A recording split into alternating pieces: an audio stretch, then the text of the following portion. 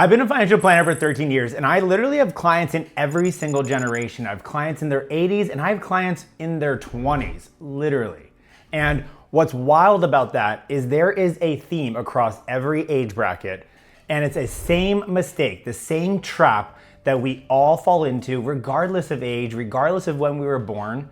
And the scariest part about it is this trap is the same across the board, but it's just hidden in a different costume depending on when you were born and what was going on culturally as you were in your 20s and 30s, what's going on social media, and what's going on around us. And the scariest part about it is everybody is susceptible to this trap.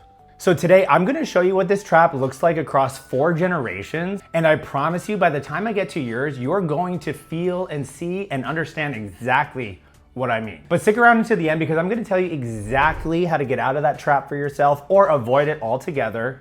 And trust me, it's simpler than you think. Before I get into this, I wanna share a personal story because again, I mentioned everybody's susceptible to this, including myself as a financial planner. When I was in my 20s, I was not making much money as a financial advisor, as most don't early on in their career. But guess what? I was still saying yes to the trips, the trip to Las Vegas or the trip to Barcelona, and I was spending money that I didn't have. Why? Because I wanted the experience, I wanted the memory, I didn't want to say no to my friends, I was embarrassed to do so. So I took the trip. I spent the money I didn't have as a financial planner.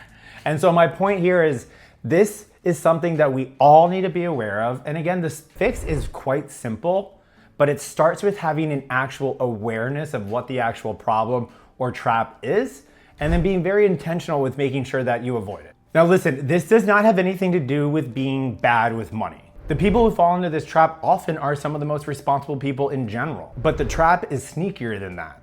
It's the gap between looking wealthy and actually building wealth. And for most people, nobody actually taught them that there's a difference between the two.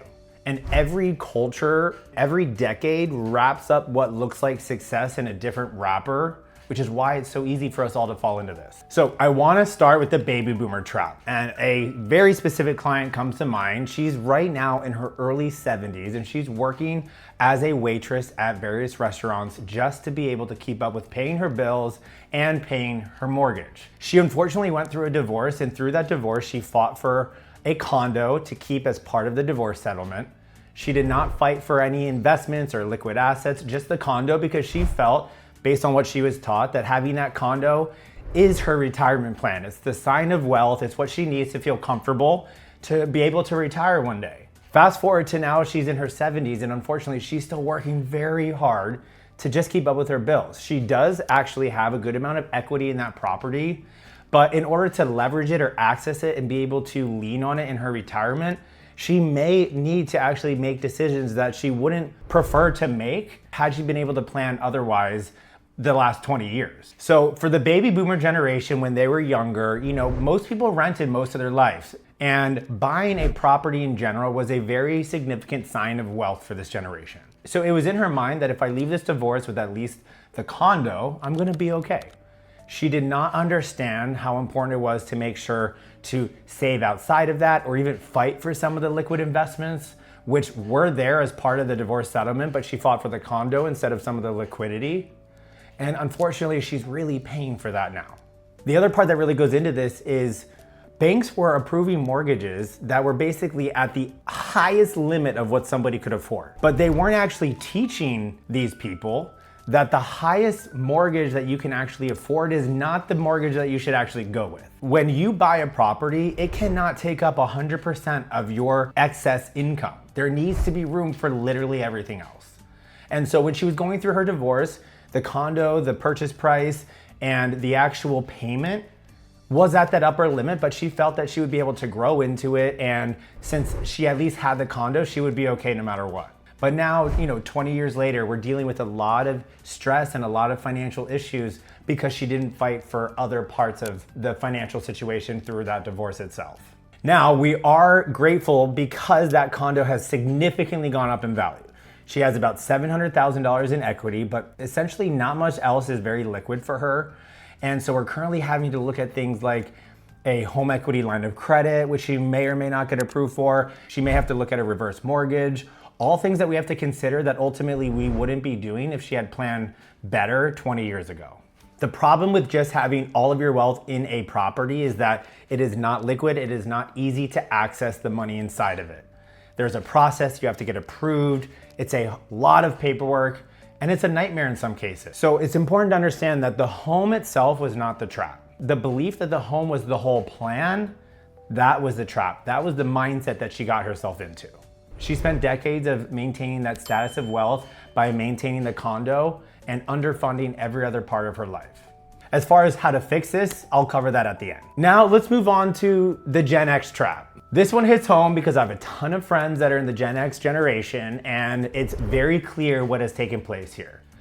The rise of social media and people being able to share their experiences, their travel online has had a real impact on our culture, on our financial planning, on our financial decisions. And so I see this a lot in high income earners that are in Gen X. And the issue is that every time they got a raise, they made more money, they got a larger bonus, their expenses increased at the same, or in some cases, an even more rapid rate than their income was rising. So even though they kept making a lot more money over the years, they didn't actually have anything to show for it because they got that new car, they got the more expensive home, they got a more expensive subscription across the board or whatever it is. This is what we call lifestyle creep. And literally, I would still say every generation is a victim of this because it's very hard not to be. But if you are increasing your expenses and your lifestyle at the same rate that you are increasing your income, it is going to be very, very difficult to build wealth and get ahead. It is a trap, it's a cycle that is consistent and hard to get out of unless you are completely aware of it and you make very dedicated decisions to not continue in that cycle. And the next time that you make a raise or a larger bonus, you are 100% committed to not falling into the lifestyle creep trap again. This happened because Gen X watched their parents and they said, we're gonna do better. We're gonna make more money, we're gonna build more wealth, we're gonna have more assets. But then what ended up happening is we also wanted more experience. We wanted to live life on a larger scale, and it costs a lot of money to do that. And so it's understandable why this trap exists, but it is one of the most expensive traps that are out there. And until you are aware of this for yourself, it will be very difficult to build wealth because you're not giving yourself the opportunity to do so. So again, here the problem is that you're not spending money. It's that you're just spending money at the same rate that you're making more money. It's very simple. The gap between what came in and what went out stayed exactly the same, just a higher number, and that is the trap. Now let's move on to millennials, my generation. This is the generation where we were flooded from social media, from cultural phenomenons, that wealth was not so much tied to a house, wealth was tied to life experiences. The problem for millennials is we started our careers in building wealth right around 2008 when the whole market and economy crashed, which has a very real impact on our ability to build wealth. And a lot of people in some ways took a long time to recover from that. And that happening at the time that it did absolutely has an impact on millennial wealth in general. But that also then set up a complete change in values and how we see the world and how we see our lives and our experiences. So now all of a sudden, what looked like wealth was not necessarily the nice car or the nicer house, although those are still tied into it. It's now, how many trips am I taking per year? What's the most lavish vacation that I could possibly take and share with my social media? How can I look the most wealthy as possible so that I fit in with my friends? I don't have to feel like I'm losing out on experiences or fashion or trending experiences, whatever it is. And the problem with that is, of course, obviously it's not actual wealth. So what's happening is for this millennial generation, we're spending a lot of time, money, and energy focusing on these experiences and living life, which obviously we should all be living our life, but we need to have a balance. And so if we're living our lives and spending all of our money to do that, but we're not actually also allowing our money to be put into a position to actually grow for us in the stock market, in the real estate market, then we're never gonna build wealth just like any other generation if we're falling into these same traps. So we can see the theme here is societal pressures, what people think of us, what we're taught, they all have a role in this.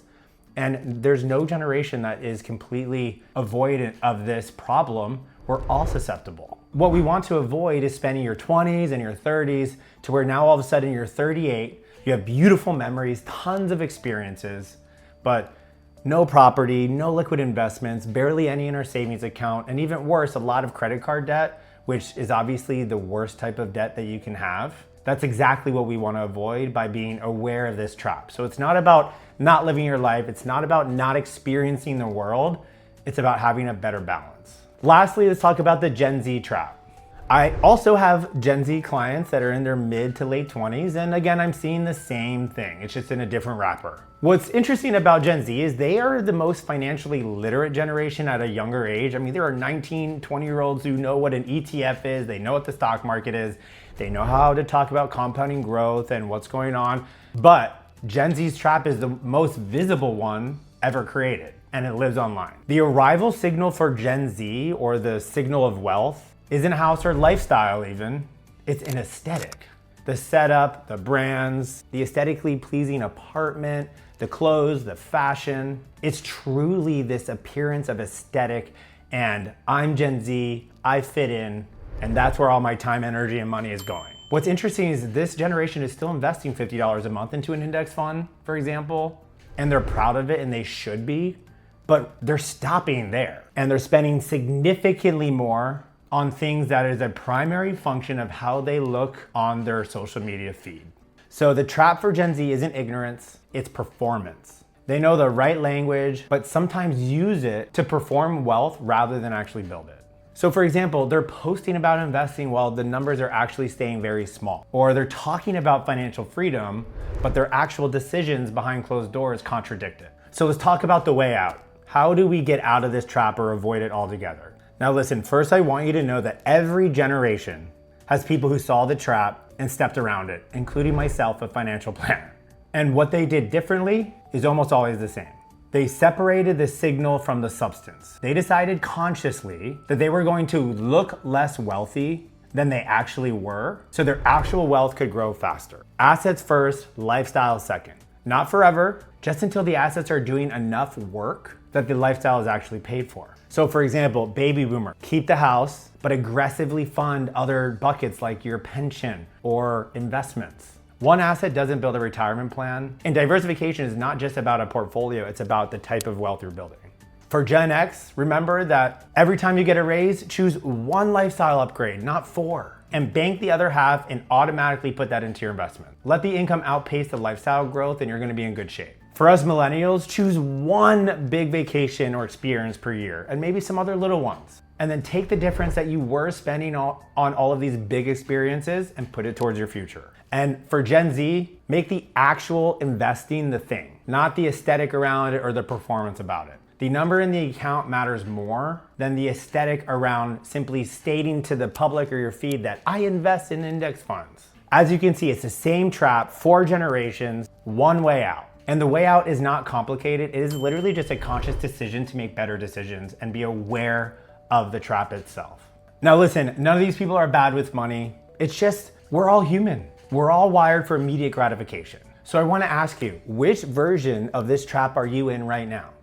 And what are you gonna do to get out of it? It starts with education, awareness, a commitment to make better decisions. And if you're at a place where you are already past this trap or you're about to be, and you feel like you need to take your financial plan and wealth building to the next level, please feel free to reach out. I work with high income earners all the time. I'm putting together a 12-month roadmap to accelerate your wealth as much as possible, help you understand what gaps you have, what mistakes you're making, and get you on the most efficient path possible to building real sustainable wealth.